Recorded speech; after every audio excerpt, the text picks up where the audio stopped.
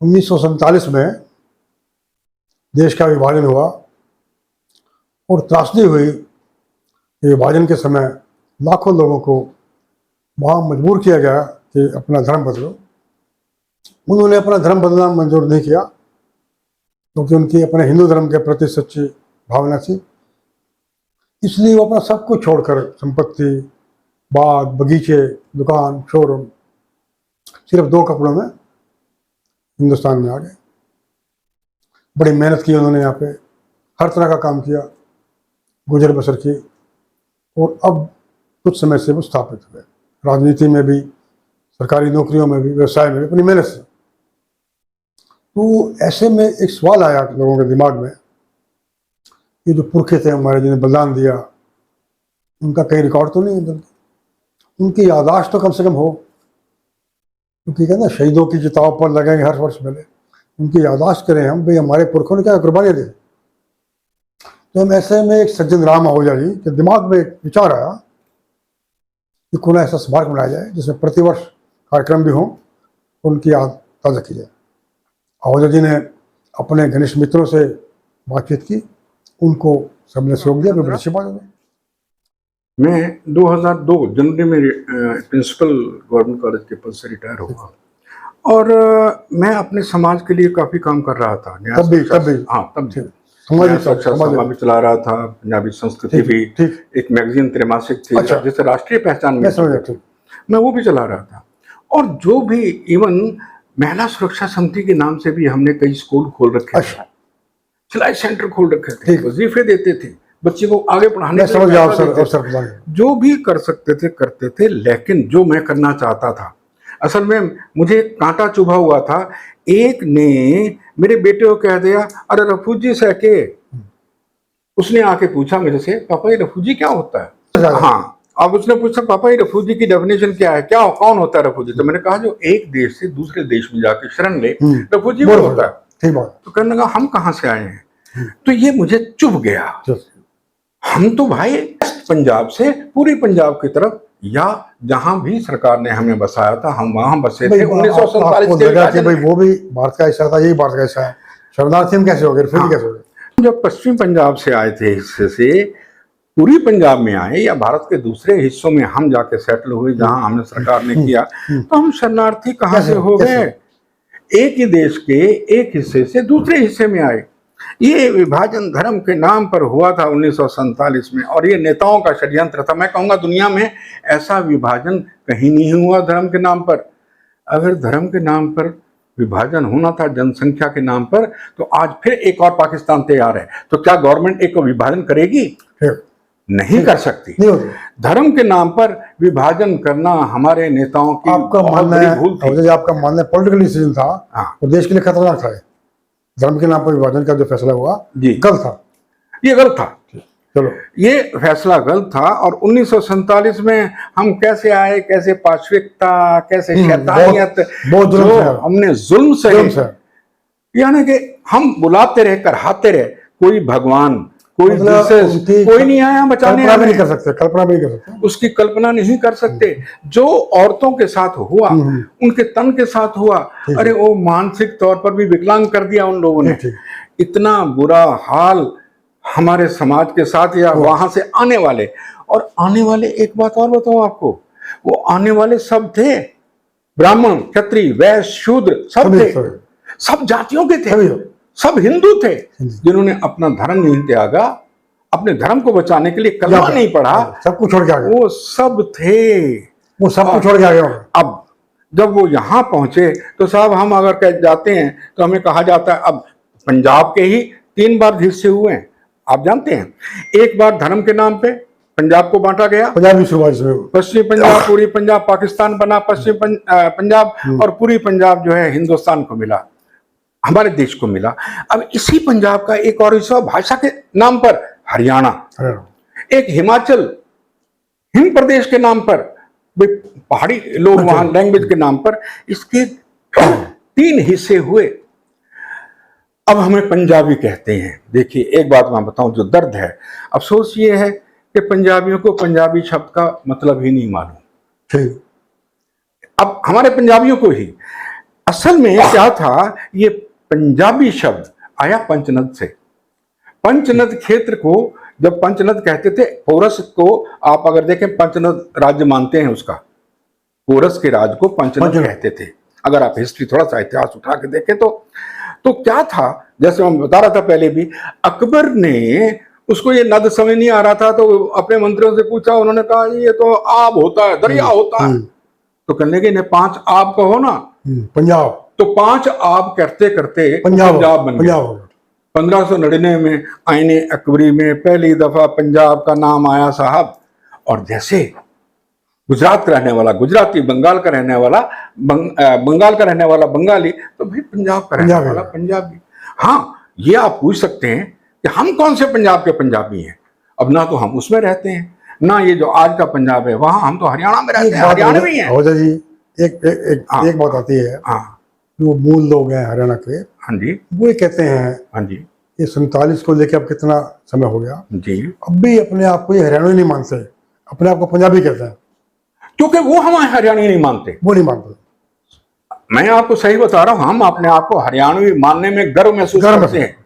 हमारा सबसे पहले अगर राज्य कवि, मैं उदय भानु हंस जी मेरे कुलीग भी थे, मेरे दोस्त भी थे, मेरे बड़े भाई के हिसार से प्रथम राज्य कवि हैं वो हरियाणा के, हिसार के थे ना। अरे हाँ, हिसार में हम इकट्ठे थे गवर्नमेंट कॉलेज में।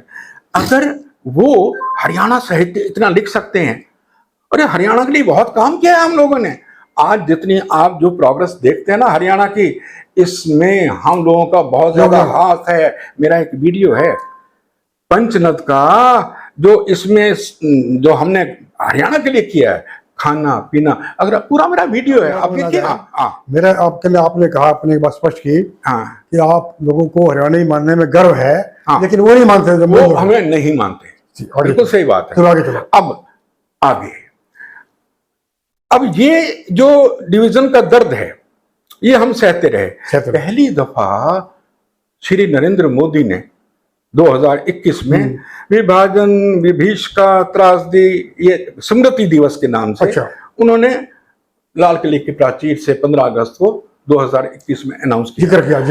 जिक्र किया नहीं, अनाउंस भी किया 14 अगस्त को। ये विभाजन विभीषका स्मृति दिवस मनाया जाएगा 14 अगस्त को। और हमें बड़ा अच्छा लगा।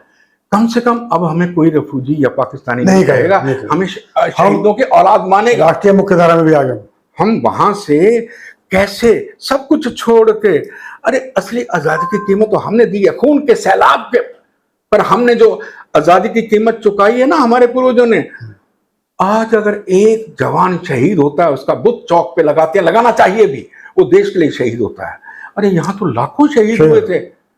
अभी मैं मानता हूं कि मोदी जी ने अधूरा काम किया है। उन्हें चाहिए था एक स्मारक बनवाना, इनका स्मारक, इन लाखों। अरे ये तो राष्ट्रीय त्रासदी है, इसमें सारे के सारे हर जाति के लोगों ने अपनी शहादत दी है, देश की आजादी के लिए अपना बलिदान किया है। इसके लिए तो एक भव्य स्मारक 100 एकड़ में दिल्ली में बनता या आसपास बना, कहीं बना, ताकि लोग आके सबसे पहले उन शहीदों को नमन करें। मतलब एक भव्य स्मारक बनता, और ये बनवाती भी सरकार, ये सरकार का काम था, लेकिन उन्होंने नहीं किया। तो ये बीड़ा फिर मैंने उठाया था 2007 में। मुझे लगा कि कहीं कोई कमी है, मुझे निमित्त बनाया मेरे पुरखों ने। अच्छा। मुझे लगा रात को जैसे कि मेरे पुरखे चिल्ला रहे हैं, कह रहे हैं, अरे तुमने क्या किया हमारे लिए, तुम हमारी औलाद हो, सरकार ने तो नहीं बनाया, क्या तुम भी हमें याद नहीं रख सके? उन्होंने प्रेरणा दी आपको, तुम भी। मैंने वो लिखा रात को बैठ के 2 बजे, मैंने सुबह वो हमें जवाब चाहिए के नाम से मैंने अपना वीडियो भी दिया है। उन्होंने पूछा कि तुमने क्या किया हमारे वारिस होके। तब मेरे मन में एक टीस सी उठी, पीड़ा सी उठी, और मैंने बीड़ा उठाया कि अब मैं अपने पुरखों का स्मारक बनाऊंगा, जहां सब जातियों के लोग जिन्होंने भी शहादत दी है 1947 में आके नमन करेंगे। हम एक मंच पे खड़े होंगे। यही वो दिन था। मैंने क्या किया 2007 में 15 अगस्त को ये हुआ था, सारा का सारा मेरे जो विचार आया था, मैं निमित्त बना था इसका। और फिर अखिल भारतीय पंचनद स्मारक समिति की नींव रखी और इसको राष्ट्रीय पहचान दी हमारे अश्विनी चोपड़ा जी ने, जो पंजाब केसरी, पंजाब उन्हीं के पास गया मैं, अश्विनी मीना के नाम से मशहूर, अश्विनी मीना के नाम से मशहूर थे। अश्विनी चोपड़ा जी को ये बहुत पसंद आया। मैंने कहा देखिए जी, पंजाबी समाज को इकट्ठा करने के लिए हम 4 बातें ला सकते हैं। एक, उनका स्मारक चाहिए। एक, हमें अपने पुरखों का जो हमने गलती की है, पितृदोष है हमारे ऊपर, इसलिए हम इकट्ठे नहीं हो पा रहे, हम उन्हें हर वर्ष सर्व पितृ श्रद्धांजलि सभा का आयोजन करेंगे, उनके निमित्त हम इकट्ठे होंगे। चाहे देखिए, मुझे अच्छा लगता है कि मुसलमान जो ईद के दिन इकट्ठे होते हैं लाखों की तादाद में और एकता का प्रदर्शन करते हैं, क्यों ना हम भी हर वर्ष अपने पुरखों को याद करें, उनका आशीर्वाद लें और एकता का प्रदर्शन भी हो। हर जाति के होंगे, अरे जो शहीदों की औलाद है वो सब इकट्ठे होंगे। ये दूसरा था। तीसरा, मैंने जलाई अखंड शहीदी जोत। 31 अगस्त को ब्रह्म सरोवर के किनारे हमने कुरुक्षेत्रा में संतों के साथ, जगत गुरु भी थे, स्वामी धर्मदेव भी थे, अश्विनी जी, मैं, ये सुभाषुदा, हम सब ने एक आहूत करके उनकी आत्माओं को अखंड जोत जलाई और ये संकल्प लिया था, जब तक एक भी पंजाबी जिंदा है ये जोत नहीं बुझेगी। और ये जब स्मारक बनेगा उसमें स्थापित की जाएगी। और वो चौथा स्तंभ जो मैंने बनाया था वो थी पंजाबी संस्कृति एक दूसरे को कल्चरल तौर पे जोड़ेगी। पंजाबी संस्कृति, अरे ये तो वो संस्कृति है जिसने हिंदुत्व को जन्म दिया। सप्त सिंधु का केंद्र था पंचनद, और वहीं से ये वेद पुराण बन गया। आप आइडिया ये बन गया, विचार बन गया। लेकिन अब क्या हुआ कि इसके लिए जब स्मारक समिति बन गई तो मैं एक दिन शादी में गया था सरसा, तो रास्ते में फतेहाबाद वालों ने कहा कि एक कप चाय पीते जाओ, और वहां 25-30 आदमी इकट्ठे। उन्होंने मुझे मजबूर किया कि मैं ट्रस्ट बनाऊं पतंजलि की तर्ज पर, 1-1 लाख वाले सारे सदस्य बनेंगे। इस तरह से हम सरकार से भीख क्यों मांगे? क्या हम इतना भी नहीं है, समर्थ नहीं है हमारा पंजाबी जो हम अपना स्मारक बना सके, जमीन ले सके? तो साहब, हमने 100 एकड़ की मांग रखी हुई थी। अश्विनी जी ने भूपेंद्र सिंह हुड्डा जी को, जो उस वक्त के मुख्यमंत्री थे, उनसे उनका अच्छा वो था, मित्रता थी, तो उन्होंने उनसे प्रॉमिस भी किया था। वो देख भी रहे थे, और यदि वो रहते, आज मैं कह सकता हूं, अगर वो रहते वो 100 एकड़ जरूर देते। उन्होंने वादा किया था अश्विनी जी से।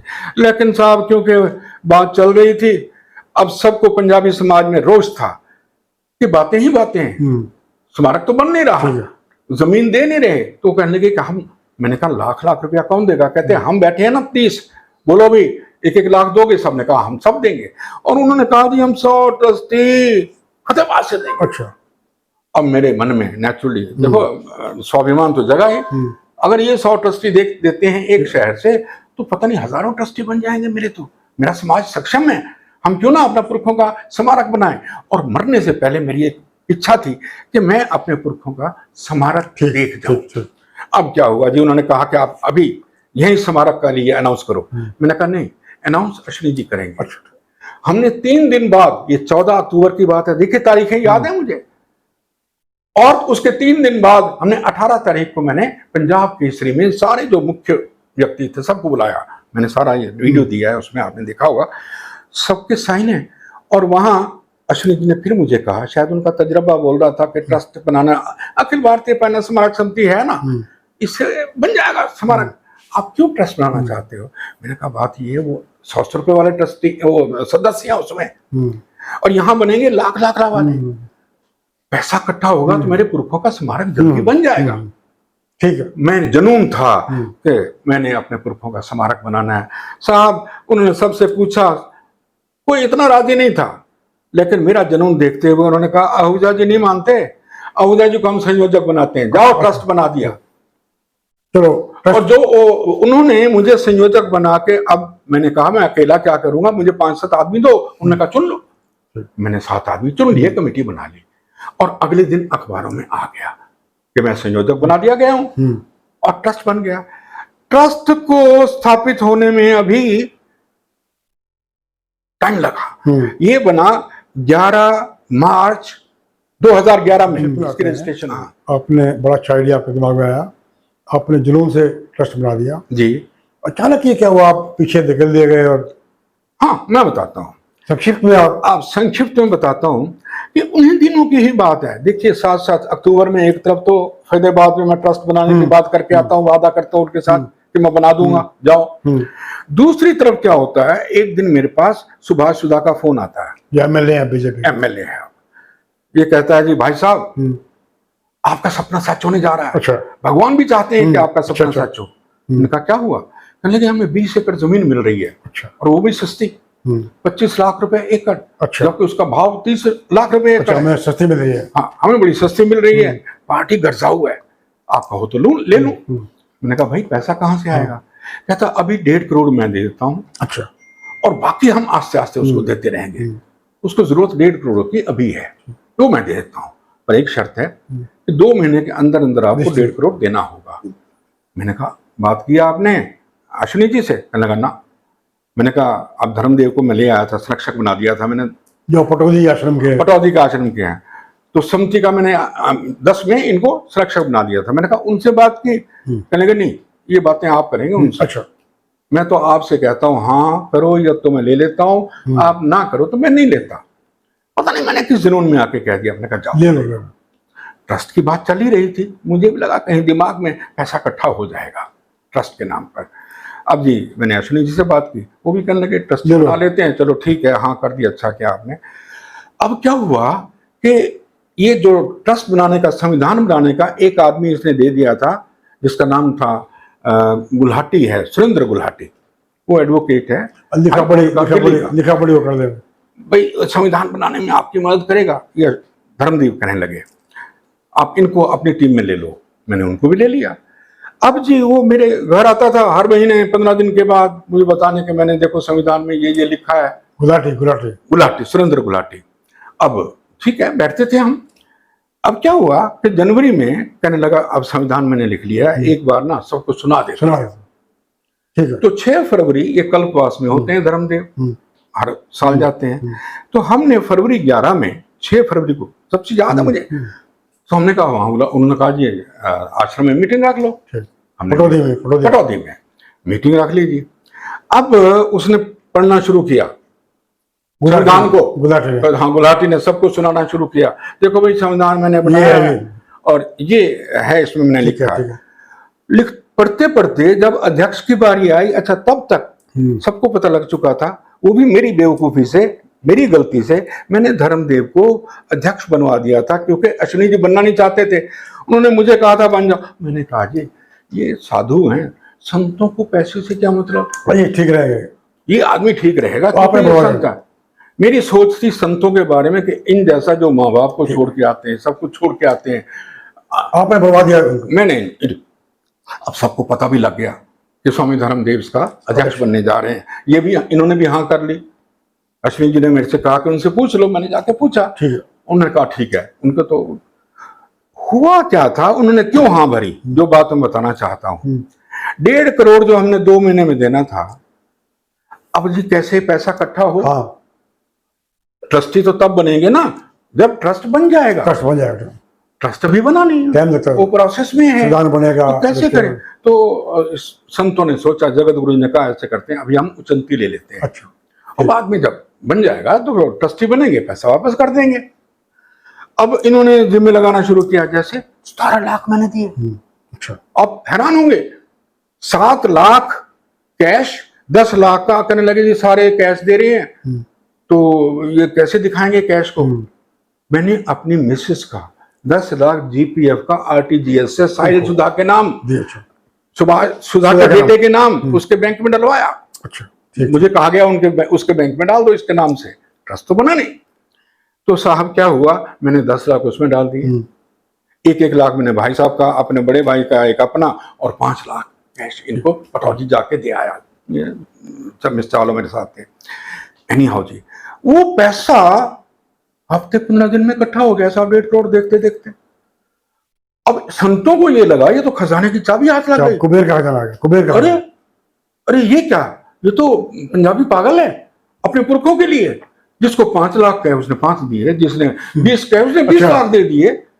और मेरे जैसे आदमी को, जो सर्विस वाला आदमी है, मुझे कह रहे हैं पैसे दो, मैं 17 लाख दे रहा हूँ। तो और बहुत देंगे। औरों का हाल देखो, ये तो हफ्ता 15 दिन में पैसे इकट्ठे हो गए। उन्होंने तो ये तो खजाने की चाबी लग गई हाथ। अब जब मैंने उन्हें कहा ना आप बन जाओगे अध्यक्ष, वो तो उनके तो मन के लड्डू फूट गए साहब। तो अच्छा आप चाहते हो तो बन जाऊंगा। अब जी जब ये पढ़ा जा रहा था 6 फरवरी को संविधान पढ़ रहा था, गुलाटी आश्रम में सुरेंद्र गुलाटी। पढ़ते पढ़ते जब अध्यक्ष, मैंने 4 साल का रखा था, संविधान में नहीं लिखा था। 4 साल बाद चुनाव होगा। मैंने, क्योंकि जो अखिल भारतीय उपन्यास स्मारक समिति थी उसका संविधान भी मैंने लिखा था, ट्रस्ट का संविधान भी मेरी देखरेख में लिखवाया गया था। दोनों का फर्क मैंने रखा था। उसमें 1 लाख वाला सदस्य बन सकता है ट्रस्ट का, जबकि समिति में 100 रुपए वाला बन सकता है। इसमें लाखों बन सकते हैं सदस्य, और ट्रस्ट में सिर्फ 2100 सदस्य बन सकते हैं, ये इसमें लिखा हुआ है। और कोई भी, दूसरी बात, तीसरी बात ये होगा कि ये सिर्फ स्मारक बनाने का काम करेगा, क्योंकि पवित्र काम है। ट्रस्ट जो है स्मारक बनाएगा। ठीक।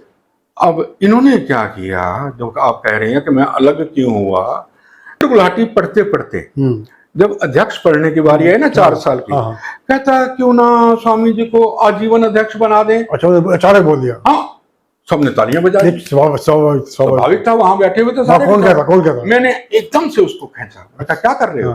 अरे संयोजक मैं हूँ, पूछे बगैर ये अनाउंस कैसे कह सकते हो? आप सुझाव दे सकते हो, अनाउंस कैसे कर दिया? मेरे जी उसने गोडे से पकड़ लिए, कहने लगे आप बुजुर्ग हो, अब तो हो गया गलती। गुलाटी कहने लगा, मैं वादा करता हूं कि मैं इसको ठीक कर दूंगा। अच्छा, मैंने लोकतांत्रिक ये ट्रस्ट बनाया है, समाज के लिए बनाया है, मैंने मठ बनाने के लिए नहीं बनाया। अच्छा, चलो, तुमने इसको आजीवन करके मठ बना दिया। कहने लगे जी मैं ठीक कर दूंगा, लेकिन उसने नहीं किया। एनीहाउ, जब मुझे मैं साइन नहीं कर रहा था ट्रस्ट की डीड पर, तो मुझे पता क्या कहते हैं धर्मदेव, मैं तो अपने आश्रम में उलझा रहूंगा, काम तो हो जाए जी आपने करना है, आप ही वरिष्ठ अध्यक्ष भी आप हो और साहब कार्यकारी भी, जो कुछ हो आप हो, मैंने तो अपने आश्रम संभालने हैं। लबो लुबाब मेरे से साइन करवा लिए गए, और इन्होंने रजिस्ट्रेशन जाके 11 मार्च 2011 में करवा लिया। तो ये हो गया भाव बीच में हो गया। हाँ, मनोहरलाल जी पिक्चर में आए, आपने मिलवाया धर्मदेव से, उन्होंने मिलवाया क्या वो? हाँ, मुख्यमंत्री हैं। हाँ, मनोहरलाल जी खट्टर अपने मुख्यमंत्री जी। ये श्री मनोहरलाल जी सबसे पहले मेरे घर में आए। अच्छा, ये गुड़गांव इसी घर में आए मेरे पास। मुख्यमंत्री नहीं थे? हाँ, डिस्कस करते रहे भी कैसे हो, क्या माहौल है, क्योंकि ये लड़ना चाहते थे, अपने लिए सीट ढूंढ रहे थे सिर्फ।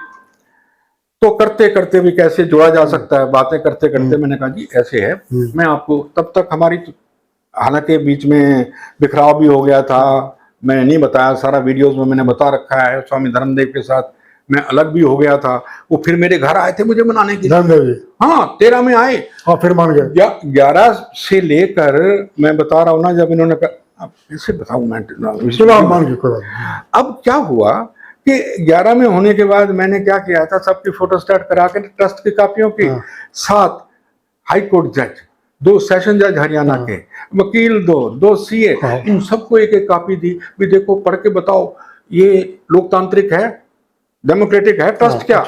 सबने कहा अरे आपने तो सबसे बड़ी ब्लंडर ये कर रखा है, आजीवन कर रखा है। हमारे संविधान में, भारत के संविधान में भी प्रावधान है प्रेसिडेंट को हटाने का, आपने तो कोई रखा ही नहीं प्रावधान इसमें इसको हटाने का, तो मत है। अब जी मैंने सबकी टिप्पणियां जो थी, ये हम जा रहे थे, होना था सर्वपितृ श्रद्धांजलि सभा का ना, होना था अब हरिद्वार में। इनको लंबी कहानी है, अब मैं कैसे बताऊं। रथ यात्रा मैंने करवाई, उसमें अखंड ज्योत रख के, अब ये कहने लगे कि उत्तराखंड में भी रथ यात्रा करते हैं, आप साथ चलो। मैं 11 दिन के साथ रहा। तो जाते जाते जब हम रथ यात्रा में जा रहे थे, इनकी गाड़ी में मैं होता था, इनोवा गाड़ी होती थी इनकी, दोनों हम साथ साथ बैठते थे। मैंने इनको उनके लिखे हुए सबके कमेंट्स, मैंने कहा देखो सब कहते हैं ये लोकतांत्रिक नहीं है, प्रतिक्रिया है लोगों की, वो जो मेरे से लेते हैं ऐसे करके मोड़ा और अपने वो सीट जो आगे होती है ना उसमें रख दिया। उस कोई महत्व नहीं दिया ना जी ना, ये पहले कर लेते हैं। चलो अब आ गया यात्रा, नहीं वो बात चल रही थी मनोहरलाल जी की। अब मैं बताऊं, मनोहरलाल जी मेरे घर आए, अब चर्चा हुई काफी, घंटा 1.5 घंटा बैठे रहे। तो मैंने उनको सुझाव दिया कि स्वामी धर्मदेव भी अच्छा बोलते हैं, बोलने में उनका कोई वो नहीं है, तो मैं आपको उनसे मिलाता हूं। अच्छा, तो कहने के ठीक है। फिर कुछ दिन रख लेंगे, मिल लेंगे। तो अरविंद यादव के साथ ये फिर आए, अरविंद यादव रिवाड़ी वाले। हाँ, हम तीनों फिर मैं इनको लेके गया पटौदी आश्रम में, हरिमंदिर आश्रम में। वहां हमने डिनर भी लिया। तो रात को 11-12 बजे तक बात हुई। अब इनके वाक पटुता तो बहुत है ही है। तो मैं इनको मिला के रात को 12 बजे जो अपने नवराज खट्टर जी हैं, मुझे उनकी गाड़ी मुझे छोड़ते हुए वो निकल गए। तो इवन मैं इनके चुनाव में भी गया हूँ, हफ्ता 10 दिन रह के आया हूँ, 14 में करनाल में। अच्छा, खट्टर जी के हाँ, जो मैं कर सकता था मैंने इनके लिए किया। ये ठीक है कि उसके बाद मैं इन्हें कभी मिलने नहीं गया जब मुख्यमंत्री बन गए। तो अब ये बताओ अजय जी, हाँ, अब ये अचानक कैसे हुआ? आप ही ने मिलवाया मनोहर लाल जी को जी धर्मदेव जी से जी। अब धर्मदेव तो बहुत करीब हो गए मनोहर लाल जी के। हाँ, ट्रस्ट पे भी उन्हीं का एक तरह से, मैं कब्जा वोट तो नहीं कहूँगा, अधिपत्य हो गया, कही है तो उनका सर्वेसर्वा हो गए। हाँ। अब 14 तारीख को 14 अगस्त को मैंने सुना फतेहाबाद में कार्यक्रम भी कर रहे हैं, मुख्यमंत्री भी आएंगे उसमें जी। कोई आपको निमंत्रण मिला उस कार्यक्रम का? नहीं। अब मैं थोड़ा सा बताऊंगा, थोड़ा सा। अब क्या हुआ, जो ही वो मुख्यमंत्री बने, अब ये तो नजदीक थे। एक बार क्या किया इन्होंने, वहां पे करनाल में, मैं भी करनाल में हूँ, इन्होंने सब इकाइयों के 2-2 गाड़ियां बुलवा ली, 60-70 आदमी। देखो भाई, सारे हरियाणा के पंजाबी मेरे साथ हैं, ये शो करना चाहते थे। मैं वही हूँ, मुझे नहीं बुलाया। अच्छा, आपको नहीं बुलाया? ना, मुझे नहीं बुलाया। ये अपना वर्चस्व जमाना चाहते थे ना। और पहले मतलब दिखाना चाहते पंजाबी मेरे साथ है, मैं ही सब कुछ हूँ। अब इन्होंने पानीपत में भी प्रोग्राम रख लिया 28 दिसंबर को। इन्होंने 14 में ही पानीपत में इनका स्वागत किया। अच्छा, वहां भी मुझे नहीं बुलाया। अब धर्मदेव जी ने मनोहर का स्वागत किया पानीपत में। स्वागत किस लिए? मुख्यमंत्री हमारे पंजाबी बने हैं समाज के। अब सब पंजाबी तो खुश थे ही, भाई पंजाबी मुख्यमंत्री है। तो इस वजह से सब जगह से आए भी, ठंड में भी, ठंड में आए स्वागत करने के लिए उनका। फिर 15 में इन्होंने उनसे क्या किया, शिलान्यास करवाया, ये कह के कि 25 एकड़ पे करवा रहे हैं। अच्छा, उस भी कहानी बता रहा हूं कि जो 20 एकड़ ली थी ना सुभाष सुधा ने, वो ले ही नहीं सकता था। उस पर हाई कोर्ट का केस चल रहा था। उस जमीन पर उसका बयाना भी नहीं हो सकता था। जो विवाद में थी जमीन जी। और ये 13 में, फिर 11 में तो ये हो गए ना, मैं तो अलग हो गया था, मुझे छोड़ दिया था। और अब स्मारक कहाँ, 20 एकड़ पर तो केस चल रहा है। लोग पूछते, इन्होंने स्मारक के लिए पैसा खूब इकट्ठा किया, 1 गज के पैसे दो, 2.5 गज के पैसे दो, जैसे कि कब्र के पैसे मांग रहे हैं। थोड़ा एक मैं जिक्र बीच में आ गया। हाँ, मैंने सुना मनोहर लाल जी ने भी कहा था कि मैं अपने पैतृक 4 एकड़ जमीन दूंगा। हाँ, 1 एकड़, उसका मुझे पता नहीं है, कहा जरूर था। अब इवन इन्होंने छपाया भी है कि इसके पैसे दो, 1 गज के पैसे दो, 2.5 गज के पैसे, लिखित में है, मैंने इनको दिखाया है। अच्छा, ये आपको ये जानकारी नहीं कि और मुझे ये लगा कि ये अब लूटपाट शुरू हो गई है, मैं इसलिए पीछे हट गया। आपको ये जानकारी नहीं है कि मनोहर लाल जी ने अपनी 1 एकड़ जमीन दिया जी? आपको जानकारी नहीं इस बात की? बिल्कुल नहीं, जानकारी नहीं है आपको ना, इस जानकारी नहीं है। घोषणा की मैं दूंगा, बस घोषणा की मैं। चलो, अच्छा। अब मैंने उन्हीं दिनों 2 लेख लिखे, पंडा स्मारक ट्रस्ट क्यों बना, कैसे बना। अच्छा। और पंचंदा अखंड सिर मत्थे करनाला उत्थे दा उत्थे, ये मुझे मनाने आया था 13 में, कहने लगा जी स्वामी धर्मदेव के बता रहा हूँ, कहता जी ये पौधा आपका लगाया हुआ है, मैं तो माली हूँ मैं तो ये सोच के आप कर रहा था कि जब बड़ा हो जाएगा तो आपको सौंप दूंगा, और अब इसको संभालो आप। इस बात को जग जाहिर किया लोगों, और मैंने ये कहा, जग जाहिर भी किया, और मैंने लिखा भी उसमें। ऐसे आके मेरे से बोले, अखबारों में लिखा, और फिर मुझसे कहने कि अब ये इसको आओ संभालो। मैंने कहा क्या मतलब? मैंने कहा मतलब क्या, मैं तो छोड़ आया, आप संभालो। मैं हाथ जोड़ता हूँ आपसे, मुझे अगर आप मानते हो कि मेरा थोड़ा सा कंट्रीब्यूशन है, मुझे सम्मान के साथ विदा कर दो। ठीक, मैं इतना ही चाहता हूँ और कुछ नहीं। कहने लगे नहीं, लुढ़ देख खरबूजे, एक कहावत है, पितरा को।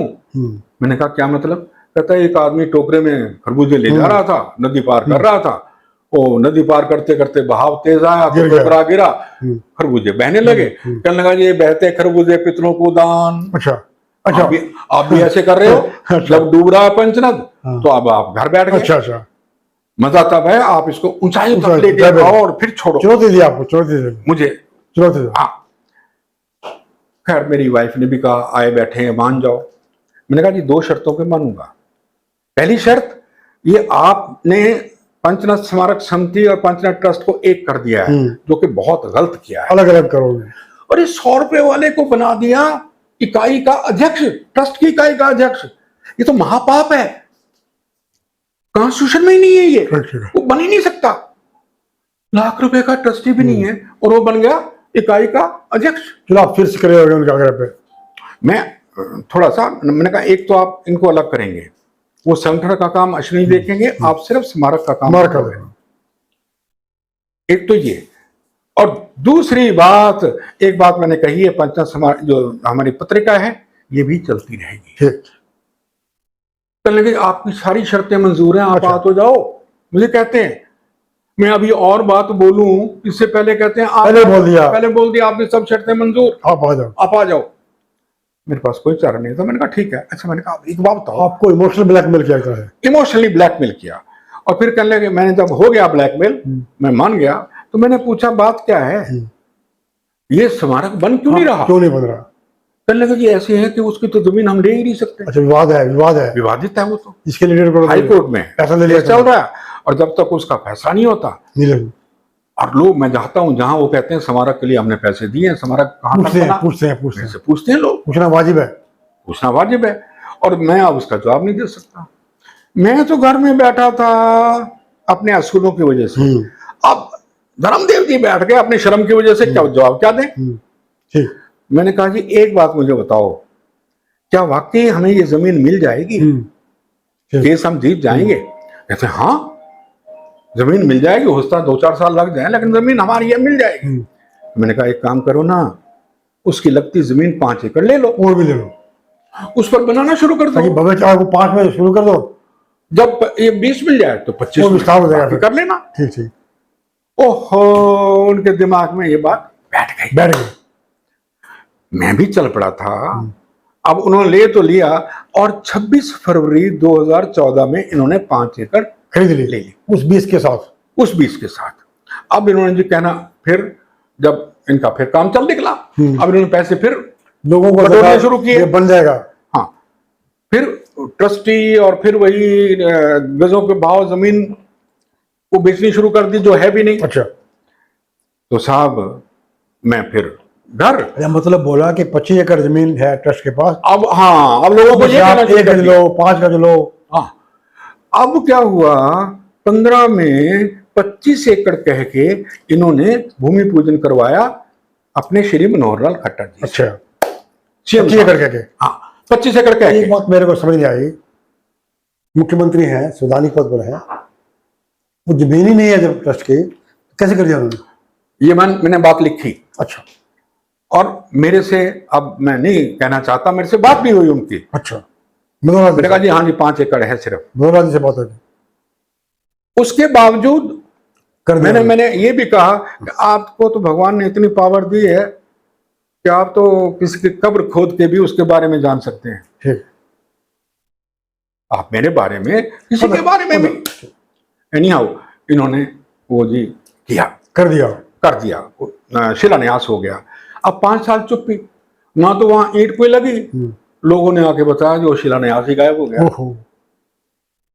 ये लोगों ने बताया, मैं नहीं गया। एनीहाउ, फिर खबर आती है 22 में कि साहब 25 एकड़ पंचनाथ स्मारक ट्रस्ट हरियाणा गवर्नमेंट को देगा। अच्छा, और 200 करोड़ हरियाणा सरकार लगा के अब शहीदों का स्मारक बनाएगी। 25 एकड़ जमीन जो ट्रस्ट के पास है, वो सरकार को दे देगा, सरकार 200 करोड़ देगी और बड़ा भव्य स्मारक बनेगा। ये हाँ आया, खबरों में आया और वीडियो आए। अब साहब मैं बड़ा खुश हुआ, बड़ा अच्छा लगा मुझे, इसलिए मैंने कहा ये तो सब कागजी पहलवान हैं, ये नहीं बना सकते। सरकार जो गलत जमीन पर खड़े होके दावा कर रहे हैं गलत चीज का, एक गलत आदमी ये सारे ट्रस्ट में आए, ये ट्रस्ट नहीं बना सकता कभी भी पुरखा का स्मारक मेरे, लेकिन अब जरूर बनेगा अगर गवर्नमेंट ने ले लिया है तो। ठीक, चलो आगे आओ। मैंने मुबारक भी दी फोन करके सुभाष सुधा को। मैंने कहा बहुत अच्छा काम किया है तुमने, पुरखे तुम्हें आशीर्वाद देंगे, वरना तुम्हें कहीं का नहीं रखते। अच्छा, एनीहाउ, अब फिर एक वीडियो आया है जुलाई में आया, कब आया, अब तो जुलाई अब है ना, शायद जुलाई या मेरे ख्याल में जून में आया। उसमें सुभाष सुधा जी कह रही है कि अब 10 एकड़ उमरा गांव में लेके, उमरी गांव है वहां, उसमें 10 एकड़ लेके वो 100 एकड़ गवर्नमेंट देगी, हरियाणा सरकार, और वो स्मारक बनाने जा रहे हैं, शहीदी स्मारक। पुराना खत्म कर दिया, अब मैं जो पुराना 25 एकड़ का वो खत्म कर दिया, नया आ गया नया उमरी गांव में, मसाना गांव वाली 25 एकड़ कहाँ गई को पता नहीं, नया आ गया। अब अनाउंसमेंट जब ये हुई तो मेरे खंजर सा चुभा, मुझे ऐसे लगा कि मेरे बुजुर्ग कहाँ, ठीक, मेरे पुरखों का स्मारक आ गया, राजनीति कर रहे हैं। उसके बाद क्या हुआ? उसके बाद क्या हुआ, मैंने फिर ये वीडियो बनाने शुरू किए हैं 8, और मैंने पूरी व्यथा, घटनाक्रम आपने देना शुरू कर दिया, लोगों को बताना शुरू कर दिया, सच्चाई बताना शुरू कर दिया। अब ये बताओ मेरे को, हम थोड़ा कंक्लूड करते हैं। वो तो एक प्रयास कर रहे हैं, सुधा वगैरह सिरे भी नहीं चढ़ रहा, तो आप क्या करने जा रहे हो? मैंने सुना था कोई आप भी कोई कार्यक्रम, कुछ लोगों ने आपको अप्रोच किया कि अभी कार्यक्रम किया जाए, आपके पीछे मीटिंग भी हुई, कोई कार्यक्रम करने भी जा रहे हो, तो दर्शकों को ये बताओ उसकी संक्षिप्त में आपके दिमाग में क्या है? देखिए, मैं तो एक जो ये 14 अगस्त की विभाजन है, अब हुआ क्या है, ये लोगों ने ये मान लिया है, पंजाबी समुदाय ने, मेरे समाज ने, कि ये हमारे लिए है। ये जो विभाजन विश्व का दिन किया है ना, हमारे पुरखों के लिए किया है, वो बहुत गलत है। उनकी सोच गलत है, यहां तक नहीं पहुंच सकी। अरे भाई, वहां से तो सब आए थे, ब्राह्मण, क्षत्रिय, वैश्य, शूद्र, सबके है ना, मतलब उसको सीमित कर दिया गया, उसको सीमित कर दिया, पंजाबियों के लिए है ये पंजाबियों के लिए है। ये मुझे और दुख हुआ, इन्होंने बांट दिया अपने को क्षत्रिय समाज में। अरे वो तो 6% या 8% है, लेकिन जो वहां से आया है, हरियाणा में 38% है, पंजाबी, ब्राह्मण भी, सभी सारे के सारे, वो उस पंजाब के सब पंजाबी हैं। उस वक्त जो आए सभी पंजाबी, जिन्होंने इस देश को 47 के विभाजन में कुछ दिया, सभी पंजाबी। हाँ, असली पंजाबी तो वो हैं। चलो अब आओ, अब बताओ हमें, हम चाहेंगे आपके माध्यम से समाज के लोगों को पता लगे, अब आपके दिमाग में क्या योजना है? मेरे दिमाग में अब तो योजना तो बहुत बड़ी है, अगर भगवान ने, पर इस उम्र में मैं कर पाऊंगा। हो सकता है कोई जवान बच्चे आ जाएं, आए भी थे मेरे पास, तो मैंने उन्हें कहा था, भाई अपना पंजाबी समाज हर क्षेत्र में आगे खड़ा नजर आता है, पहली लाइन में है, कम से कम पंक्ति में है ना, तो राजनीति में क्यों नहीं, क्यों भीख मांगते हो? कोई एक नेता है, वो मांगते फिर रहे हैं जी 25 सीटें हमें दे दो, कोई कहता 20 सीटें दे दो, कांग्रेस दे दे, बीजेपी। अरे अपनी वो सोच विचारधारा कहाँ गई? जो सीट दे दे वही विचारधारा, ठीक है, कोई भी दे दे सीट, क्या मतलब विचारधारा? आपकी विचारधारा क्या है? आप किस सोच को लेके चल रहे हो, ये नहीं सोच रहा कोई भी। जो 25 सीट देगा आपको उसी की विचारधारा माननी पड़ेगी, वो विचारधारा वही माननी पड़ेगी, वही माननी पड़ेगी। तो मुझे इस बात का भी दुख है, और मैं चाहता हूं यस, पंजाबी समाज की अपनी पार्टी बननी चाहिए, और सारे 8 करोड़ सारी दुनिया में फैले पड़े हैं पंचरत्न के वारिस, वो उस एक प्लेटफॉर्म पर इकट्ठे हों और गर्व के साथ जिए कि हम शहीदों की औलाद हैं, हमें गर्व मिले। अरे साहब, 2 महीने जो जेल में रहता है ना, उसको स्वतंत्रता सेनानी का, अरे हमने तो अपना बचपन, मैंने अपना बचपन दिया है, 5 साल का था मैं जब आया। अच्छा, मैंने देखा है वो बचपन, जवानों ने जवानी दिया, बूढ़ों ने बुढ़ापा दिया। अरे जान दिया, हमारी 2 महीने जेल जाने के बराबर भी हमारी कोई वो नहीं है, शहादत, हमारा बलिदान। अब आप आओ, हाँ, हम शिक्षित में बात खत्म करते हैं। मनोहर लाल जी से क्या अपेक्षा आपकी, मुख्यमंत्री पद पर हैं? मैं उनसे क्या अपेक्षा करूं? अपने आप को खट्टर नहीं लिखना चाहते, मैं उनसे क्या अपेक्षा? क्या अपने आप को खट्टर ही नहीं कहना चाहते, खट्टर भी नहीं कहना चाहते हो अपने आप को, मैं उनसे क्या अपेक्षा करूं? चलो, कोई अपेक्षा। ओझा जी, आपका बहुत बहुत शुक्रिया, आपने एक बड़े महत्वपूर्ण मुद्दे पे सच्चाई के बारे में बताया। आपसे फिर मुलाकात करेंगे, शुक्रिया, नमस्कार।